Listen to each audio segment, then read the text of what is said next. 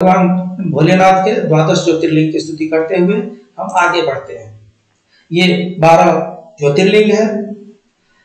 ऐसा कहा जाता है कि भगवान भोलेनाथ जहां जहां साक्षात रूप में प्रकट हुए थे उन स्थानों को ज्योतिर्लिंग का नाम दे दिया गया। उसमें से पहला स्थान आता है सोमनाथ का, दूसरा आता है मल्लिकार्जुन का, तीसरा श्री महाकालेश्वर, चतुर्थ ओंकारेश्वर व अमलेश्वर, पंचम केदारनाथ, षष्ठम भीमाशंकर, सप्तम काशी विश्वनाथ, अष्टम त्र्यंबकेश्वर, नवम वैद्यनाथ, दसमम नागेश्वरम, एकादशम रामेश्वरम, द्वादशम घुश्वेश्वरम। सो इस तरीके से 12 ज्योतिर्लिंग है। इनका नाम मात्र ले लेने से 7 जन्मों के किए हुए पाप कट जाते हैं, उनका नाश हो जाता है। पहला जो ज्योतिर्लिंग है वो सोमनाथ का है।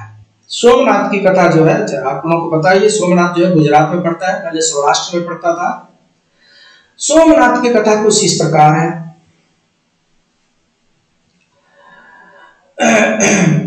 चंद्रमा देव जो है चंद्रदेव की 27 पत्नियां थी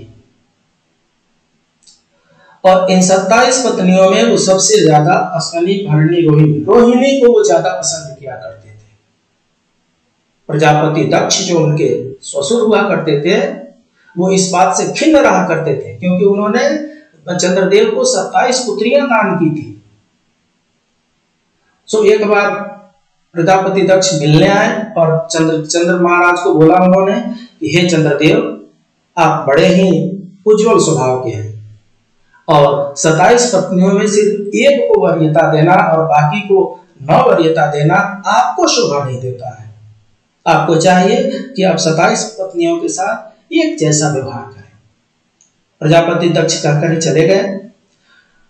चंद्रदेव पर कोई फर्क नहीं पड़ा और रेवती रानी का चंद्रदेव पर प्रभाव ज्यों का त्यों बढ़ता ही गया। तत्पश्चात बाद में पुनः आते हैं प्रजापति दक्ष और क्रोधित पहले तो समझाते हैं चंद्रदेव को और जब नहीं मानते हैं तो क्रोधित होकर उनको शाप दे देते हैं, हे चंद्रदेव, आज से तुमको क्षय रोग हो जाएगा। ऐसा कहा जाता है। उसके बाद से तुरंत अंधेरा हो गया। पृथ्वी लोक में रात के समय अंधेरा हो गया, कालिमा छा गई, त्राहि त्राहि मच गई। सभी देवी देवता ब्रह्मा जी के पास पहुंचे। ब्रह्मा जी के पास क्यों पहुंचे? क्योंकि प्रजापति दक्ष जो थे वो ब्रह्मा जी के मानस पुत्र हैं। सो ब्रह्मा जी के पास पहुंच गए। ब्रह्मा जी ने कहा कि प्रजापति दक्ष ने जो भी श्राप दिया है वो तो उनको भुगतना पड़ेगा। अगर उसका परिहार चाहिए तो हम सबको भगवान भोलेनाथ के पास चलना चाहिए, वहीं हमारी कुछ मदद कर सकते हैं। सभी देवी देवता एकत्रित होकर के भगवान भोलेनाथ के पास उपस्थित हुए। उन्होंने अपनी समस्या बताई। चंद्रदेव को क्षय रोग हो गया है और पृथ्वी लोक पर अंधकार छाया हुआ है। तब भगवान भोलेनाथ ने कहा कि आप चंद्रदेव को जाकर के कहिए कि सौराष्ट्र के इस जगह पे जाकर के एक शिवलिंग बना करके और शिव जी की आराधना करें, बाकी हम देख लेंगे। इसी स्थान पर चंद्रदेव शिवलिंग की स्थापना किए और यहीं पर उन्होंने कठोर तपस्या प्रारंभ कर दी। तपस्या से भगवान भोलेनाथ प्रसन्न हुए और उनके सामने उपस्थित हुए। उपस्थित होने के बाद से चंद्रदेव हाथ जोड़ करके उनके सामने पड़ गए।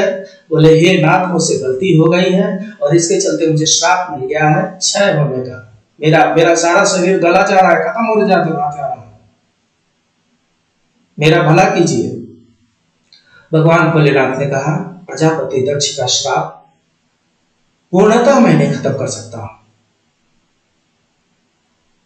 आपको मैं अपने माथे पर सजा करके रखूंगा और इससे क्या होगा कि मेरे माथे पर सजे रहने से आपके पाप का जो क्षरण वो होता रहेगा, स्नेह स्नेह आपके पाप का क्षरण होता रहेगा। ऐसा कहा जाता है कि जिस दिन भगवान भोलेनाथ उनको प्रकट हुए थे उस दिन शुक्ल पक्ष की एकम थी। उसके बाद से भगवान भोलेनाथ ने दूज के दिन उनको धारण कर लिया और उधर वहां से उनको आशीर्वाद दिए कि धीरे धीरे आप यहाँ से बढ़ते जाएंगे। दूज, तीज, चौथ, पंचमी, षष्ठी, सप्तमी, अष्टमी, नवमी, दसवीं, एकादशी, द्वादशी, त्रयोदशी, चतुर्दशी, पूर्णिमा को आप फुल मून हो जाएंगे।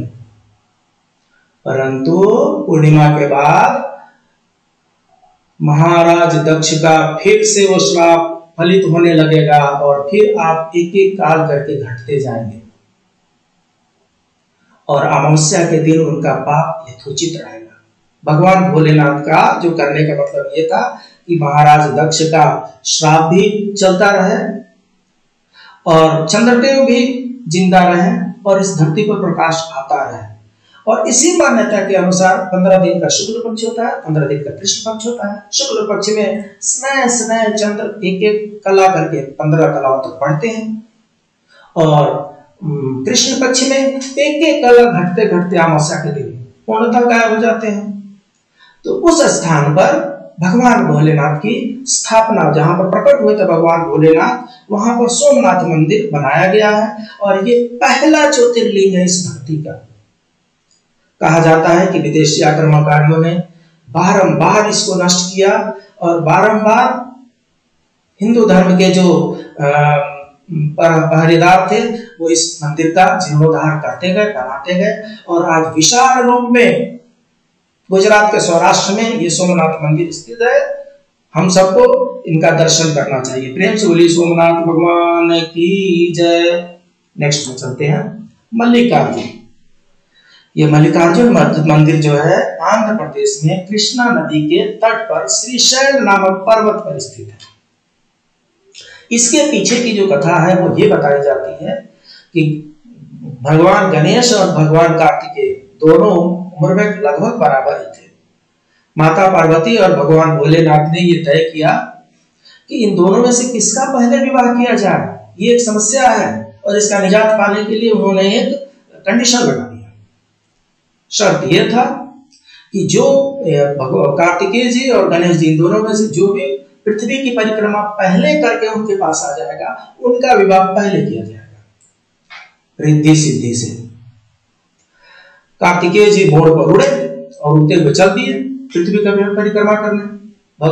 गणेश जी ने सोचा मेरा वाहन तो मूषक है और अगर मूषक से मैं यात्रा करना प्रारंभ करूं तो पता नहीं कितने 100 साल लग जाएंगे मुझे पृथ्वी की परिक्रमा करने में। उनको एक बुद्धि सूझी और उन्होंने क्या किया, अपने माता पिता की ही परिक्रमा करके वहां पर खड़े हो गए और बोले, हे भगवान, हे माता जी, इस पृथ्वी पर आपसे कौन सा जगह छूटा है? आप कण कण में व्याप्त हैं और मैं अपने माता पिता को ही अपना पृथ्वी मानता हूं और इसलिए मैंने परिक्रमा कर ली है। मैं आपके सामने नमस्कार करने के लिए खड़ा हूं। भगवान भोलेनाथ प्रसन्न होते हैं, माता पार्वती प्रसन्न होती है और उनका भगवान भोलेनाथ का विवाह रिद्धि और सिद्धि के साथ कर दिया जाता है। तदोपरांत कार्तिकेय जी पृथ्वी की परिक्रमा करके वहां पर पहुंचते हैं और जब उनको ये सब कुछ ज्ञात होता है तो बहुत क्रोधित हो जाते हैं। उनको लगता है कि जैसे मेरे साथ कुछ छल हो गया। कार्तिकेय जी किसी का नहीं सुनते हैं और वहां से सुदूर दक्षिण प्रांत आंध्र प्रदेश में श्रीशैलम के पास एक पर्वत पर, श्रीशैल नामक पर्वत के पास जाकर के वहां पर बैठ जाते हैं। कितना भी मनाने के लिए लोग जाते हैं, नहीं मानते। हार थाक करके और भगवान भोलेनाथ माता पार्वती को लेकर के उनको मनाने के लिए उस श्रीशैल नामक पर्वत पर जाते हैं और वहां पर प्रकट होते हैं। क्योंकि भगवान भोलेनाथ और माता पार्वती का दूसरा प्राकट्य इस जगह पे हुआ है, इसलिए ये जगह ज्योतिर्लिंग से नाम से जाना जाता है। ये जो मल्लिका अर्जुन है ना, ये मल्लिका अर्जुन का संधि विच्छेद करेंगे तो मल्लिका हो जाएगा और अर्जुन हो जाएगा। मल्लिका माता पार्वती को कहते हैं और अर्जुन भगवान भोलेनाथ का एक नाम है। तो कहने का मतलब कि माता पार्वती और भगवान भोलेनाथ का संयुक्त नाम जो है मल्लिकार्जुन नाम है और इस स्थान को मल्लिकार्जुन ज्योतिर्लिंग के नाम से जाना जाता है भगवान हमें सामर्थ्य दे कि हम सब इस स्थान पर भी भगवान के ज्योतिर्लिंग का दर्शन कर सके। प्रेम से बोलिए मल्लिकार्जुन भगवान की जय।